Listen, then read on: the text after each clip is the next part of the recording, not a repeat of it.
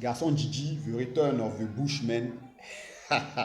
On a 404 studios pour parler comme cet ancien chanteur de coupé décalé là. On est là, on boit un verre, on fait des atalakou, on le dit, et Serge Milou fait le son. Père à son âme, est Kelly. Mais, mais, donc on est là, on boit un coup, on enregistre, on fait le son, le studio est calme. Parce que les gremlins ne sont pas là, donc on peut enregistrer. Et la vidéo qui nous renoue aujourd'hui encore, c'est un QDA, une question d'un abonné qui dit pourquoi l'homme doit-il porter l'entièreté de l'échec de la relation, l'entièreté de la responsabilité de l'échec de la relation, alors quand il a très bien dicté le programme, c'est-à-dire quand il a très bien dit à cette femme-là, voilà la vie que nous allons mener. Pourquoi un homme doit-il porter la responsabilité? Parce que vous avez parlé que sur terre ici, les femmes et les enfants sont dotés d'une irresponsabilité illimitée. C'est des sociétés à irresponsabilité illimitée. Pourquoi un homme doit-il porter cela? Pourquoi un homme doit-il porter le fardeau de dire que c'est lui qui a fait que sa relation ait échoué? Alors qu'il a bien dit à cette fille-là que, par exemple, je suis un plombier ou je suis un maçon ou il ne gagne pas l'argent tous les jours de la semaine ou il ne gagne pas l'argent tous les jours du mois ou bien toutes les semaines du mois ou ça sera dur ou et puis la relation groupe échoue. On a parlé de l'infidélité. On dit si sa femme est devenue infidèle, c'est de sa faute parce qu'il est devenu complaisant. Parce que dans ces problèmes-là, il n'est pas parvenu à continuer à la séduire. Il faut la séduire constamment. Quoi que nous soyons en train de construire, en un mot, tous ces éléments-là, les femmes aiment chanter que les hommes meurent en premier parce qu'ils font trop de péchés. Non, les hommes meurent en premier parce qu'ils portent trop de fardeaux. Depuis le temps d'Adam et Ève, je vais mettre le début de l'humanité à ce stade-là. Depuis le temps d'Adam et Ève, le lièvre et la tortue parient sur le lièvre. Pour reprendre les mots d'M6 Sola, le lièvre et la tortue parient sur le lièvre. Pourquoi un homme doit-il porter l'entièreté de la responsabilité quand il a bel et bien dit ce qui allait se passer? Et puis que l'autre n'a pas joué sa part au contrat. Alors, je vous avais déjà dit que les femmes et les enfants sont les seuls individus que la société autorise à fuir leurs responsabilités. Bien. Dans la relation également, je vous avais déjà dit ça, c'est l'homme qui guide la relation. C'est lui qui dicte la relation et c'est lui qui apporte les changements dans la relation. C'est comme un patron de société. C'est vrai que peut-être vous montez une société à responsabilité limitée, une société anonyme, une société à action simplifiée, où votre responsabilité est limitée au pas du capital que vous avez eu à apporter. D'accord.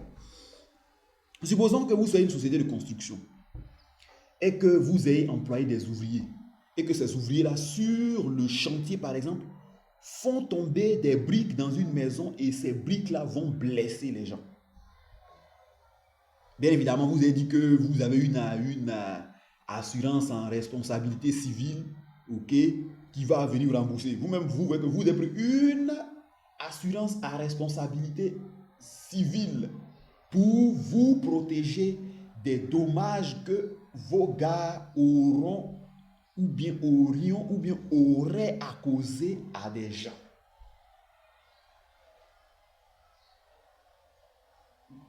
Pourquoi vous avez pris ça? Parce que vous aurez pu dire, bon, moi, j'ai fondé ma société, j'ai apporté par exemple 2 millions, mais 1 million de francs CFA pour fonder ma société.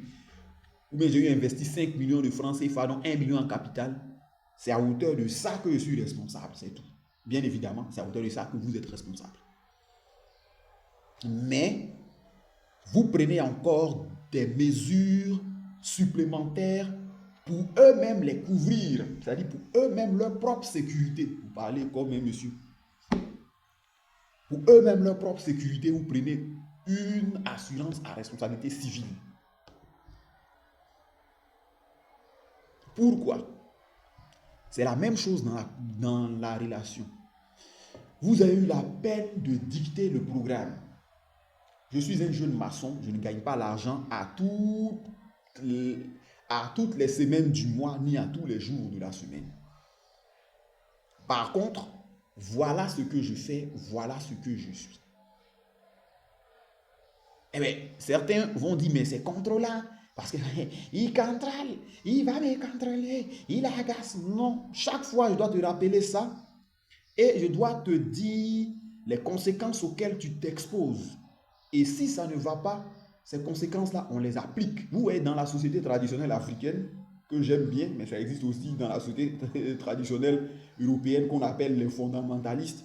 Dans la société traditionnelle africaine, quand une femme décolle pro, son mari dit, bon, écoute, fais tes bagages, va réfléchir chez tes parents. Fais tes bagages, va réfléchir chez tes parents. Bon, ici au moins, vous allez dire qu'on connaît la destination, on dit, va réfléchir chez tes parents. Et quand tu arrives chez tes parents, ta maman demande, mais qu'est-ce que tu as fait de mal et tu es venu? Je ne vais pas citer son nom, mais elle se reconnaîtrait. On a une petite cousine impolie. On a une petite cousine impolie qui ne cessait d'agacer son mari, bien que les deux ils aient eu 2 enfants. Celle-là, parce qu'elle avait eu quelques petits diplômes là je parle, c'est comme un homme, parce qu'elle a eu quelques petits diplômes là, avait poussé la construction de sa valeur sexuelle jusqu'à un certain niveau, aidée par cet homme-là, est devenu professeur d'éducation physique, d'éducation comme physique et sportive, DPS. Alors, parce que cette sorcière de Zarabaon est devenue professeur de DPS et que son mari, il est resté un grouilleur. Bon, c'est comme ça qu'on appelle les hommes d'affaires locaux dans notre région. Un grouilleur, arrivé à un certain moment, elle a commencé à se voir pousser quelques petites ailes supplémentaires sur ses épaules. Et donc, elle a commencé de plus en plus à marginaliser le gars. Alors, le gars, lui, c'était pas un con. Parce que c'est quelqu'un qui a été à l'école quand même. Il a été jusqu'à hauteur du bac. Ok? Sa femme aussi la hauteur du bac, mais bon, dans ses brouillements, parce que lui, il a fait un choix radical. Dans elle, ses brouillements, elle est devenue machin. Donc, elle a commencé à se voir supérieure au monsieur. À lui tenir tête, à l'embêter, à l'emmerder. Ok. On a des cousins qui discutent de façon diplomatique avec elle là. Elle a commencé à faire la maline, machin. Jusqu'à un jour, le monsieur a dit, bon, le jeune homme, parce que ce sont des jeunes, ce sont mes petits. Le monsieur a dit, bon, écoute, tu vas aller réfléchir dans ton village là-bas, auprès de ton père, de ta mère, tu vas aller réfléchir de ton comportement là-bas. Et si tu peux améliorer tes attitudes là, tu reviendras. Non, il est qui, mais elle prend ses bagages et elle s'en va. Elle arrive là-bas, son père et sa mère lui demandent. Elle raconte toute une tonne d'histoires.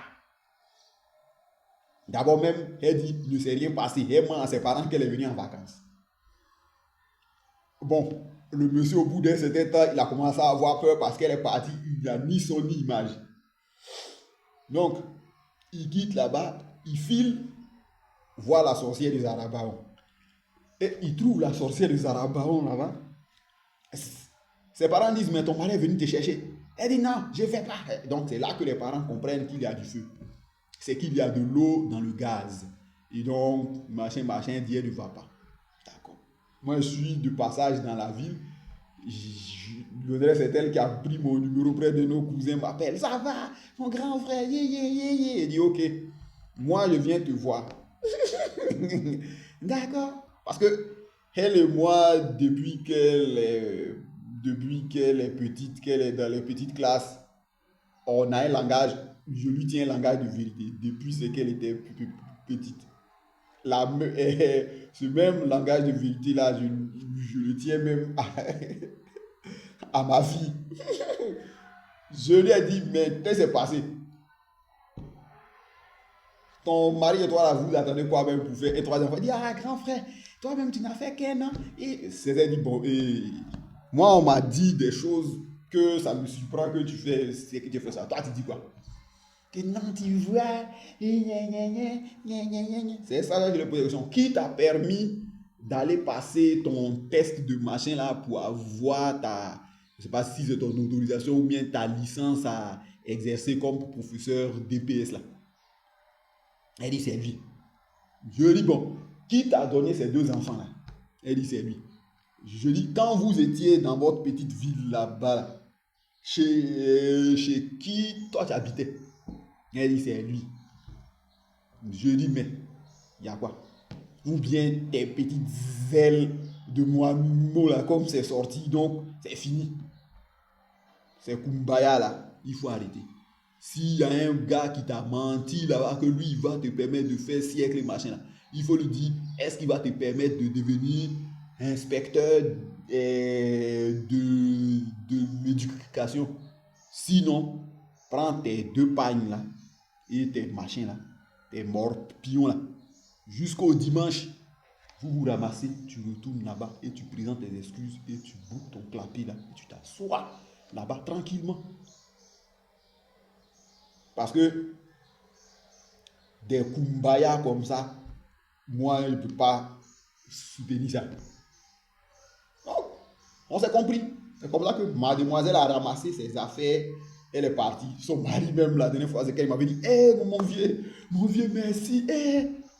Parce que c'est qu'elle est partie. Lui dit que, ah, ce fou-là, il m'a astiqué comme un poisson pourri là-bas.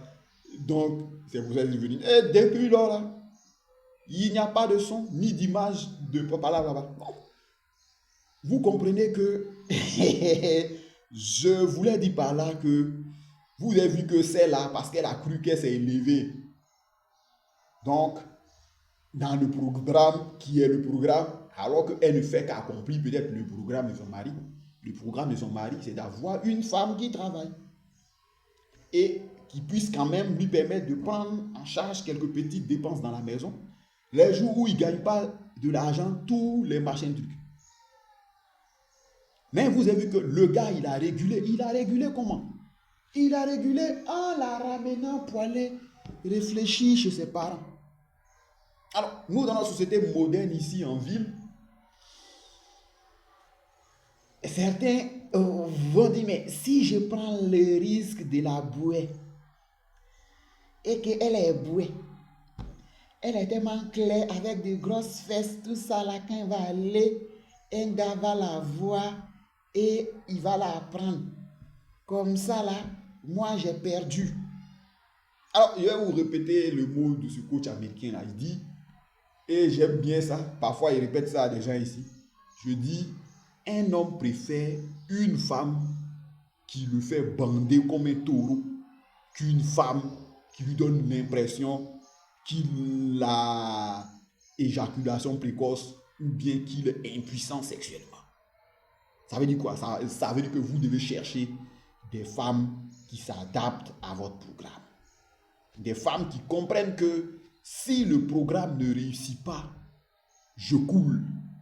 C'est vrai que de nos jours, ça n'existe. On peut dire ça existe, mais c'est devenu trop rare parce que on a des gens qui, comme il dit là, qui jouent, pour reprendre les mots de mon gars, qui jouent aux 8 américains dans leurs relations, c'est-à-dire qui jouent aux cartes dans leurs relations, qui font sortir une carte et qui attendent que l'autre joue.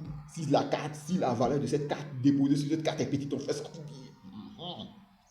Mais vous portez l'entièreté de la responsabilité parce que vous disposiez de tous les moyens pour mettre un terme ou bien pour éviter l'échec là. Et tous les moyens pour éviter l'échec, ça ne signifiait pas qu'au moment où elle a commencé à devenir exécrable, emmerdante, chiante, que vous vous abaissez. Non, bébé, pardon. Non, bébé, pardon. Non, bébé, pardon. Non. C'est de porter vos couilles. Pour parler, c'est comme une dame. De porter vos couilles en la faisant asseoir, en la mettant face à ses responsabilités, face à son irresponsabilité. Et lui expliquer que ton irresponsabilité là, puisque c'est moi qui suis responsable ici, ça s'accompagne d'une conséquence. La conséquence là, ça sera une séparation. Je te le dis aujourd'hui, mais ça peut se réaliser à tout moment de façon très brutale. Donc, tu ferais mieux de remettre beaucoup d'eau dans ton vin ou coca. Et vous auriez vu, si ça ne change pas, comme il expliqué là, dans la société traditionnelle africaine, on dit bon, tu vas aller réfléchir chez tes parents. Ici également, on dit bon, nous ne pouvons plus continuer tous les deux à vivre ici. Donc, ça sera un choix pour faire comme ce touriste camerounais là. Comme toi, tu as des enfants, tu as des parents qui viennent ici, moi, je vais prendre mes bagages et je vais partir. Toi et tes enfants, vous allez rester ici. Voilà pourquoi vous portez l'entièreté de l'échec de vos relations.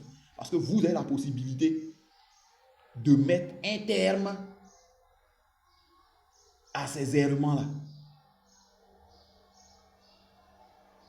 Parce que vous refusez également de porter la responsabilité de dire que c'est moi-même qui ai mis un terme à cette relation. Mettre un terme à cette relation ne veut pas dire que la relation est échouée. Ça aussi, ça c'est notre débat. Donc, garçon Gigi, the return of the Bushman, au studio 404. La bande de Gremlins n'est pas là, donc le studio est bien calme et on enregistre pendant le moment d'accalmie. N'oubliez pas de vous abonner à la chaîne. D'ici là, on se retrouve. Ciao.